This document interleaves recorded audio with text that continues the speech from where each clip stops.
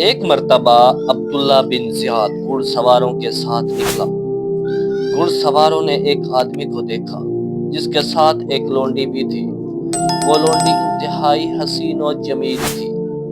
گھڑ سواروں نے اس آدمی کو دھمکی آمیز لہجے میں پکارا، اس لونڈی کو ہمارے حوالے کر دو۔ اس آدمی کے پاس ایک کمان تھی۔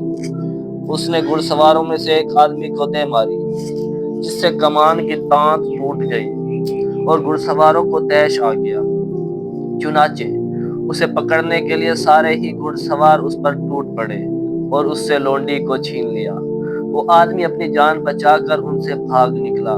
چونکہ گھڑ سواروں کی توجہ کا مرکز لونڈی ہی تھی، اس لیے آدمی سے ان کی توجہ ہٹ گئی۔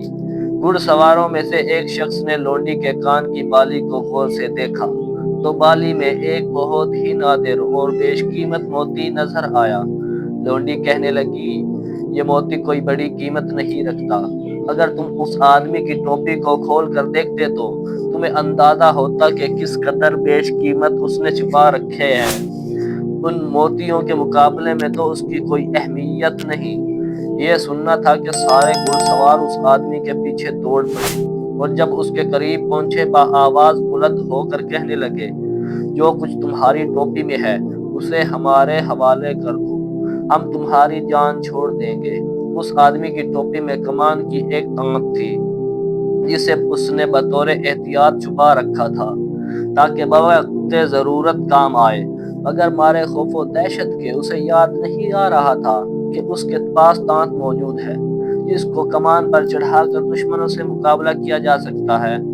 گھڑ سواروں نے جب ٹوپی کے اندر کا سامان طلب کیا تو فوراً اسے یاد آ گیا کہ میں نے تو کمان کی تانت ٹوپی کے اندر چھپا رکھی ہے۔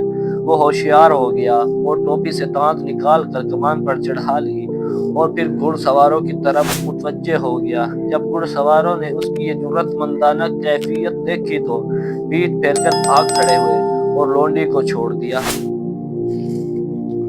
اس طرح لونڈی کی حاضر دماغی نے ابن زیاد کے آدمیوں کو ناکام کر دیا۔